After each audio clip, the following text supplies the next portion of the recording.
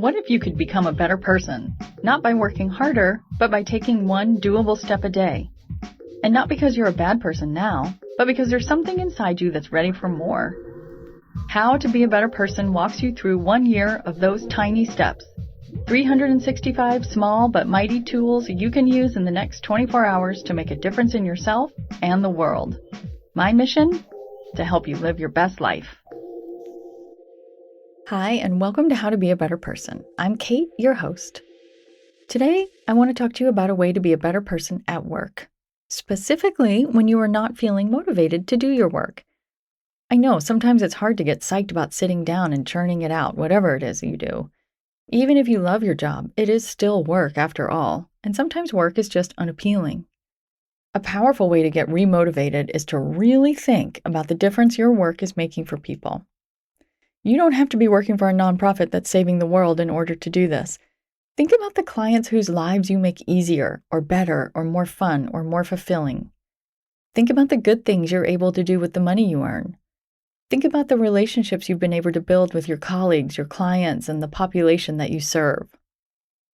And don't just think about it, okay? Make a list. Take a piece of paper and write down the numbers 1 through 10. 1, 2, 3, 4, 5, 6, 7, 8, 9, 10.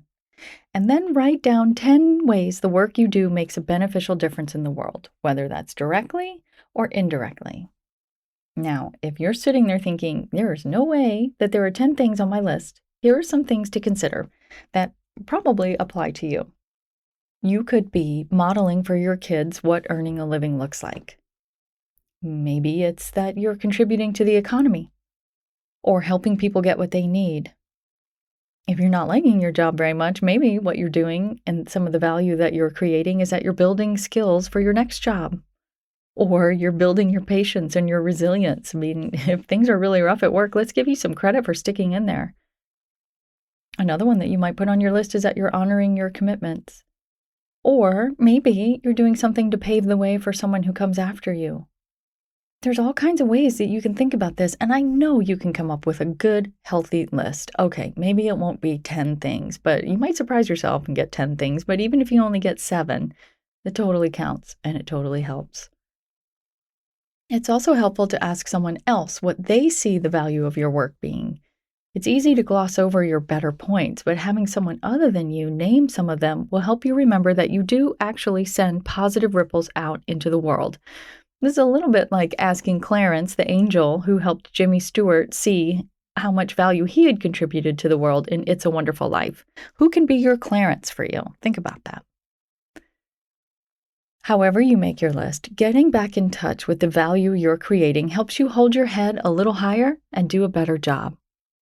It's not just me who's saying this. The Harvard Business Review blog has reported that studies show that people who have a sense of purpose are more focused, creative, and resilient. Wouldn't you like to be more focused, creative, and resilient?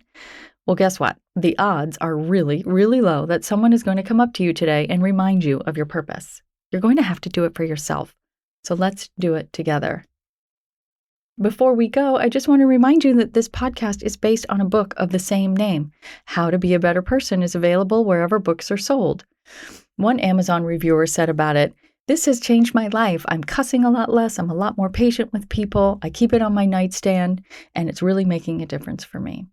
So if you go check out the book and decide you'd like to have a copy for yourself, let me know. Send me an email using the Contact Kate button at beabetterpersonpodcast.com and send me your address, and I will send you a signed, pretty sticker that you can put inside the book as if you and I had been in the same place and I had signed the book for you.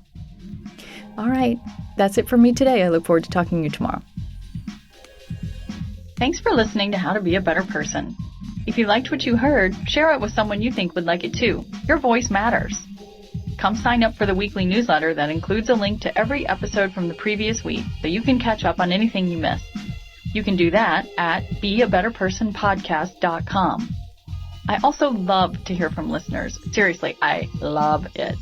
Send me an email by clicking on the Contact Kate button at beabetterpersonpodcast.com, or you can tweet me at Kate Han, Katehan, or find me on Instagram at Kate Hanley Author. I look forward to connecting with you.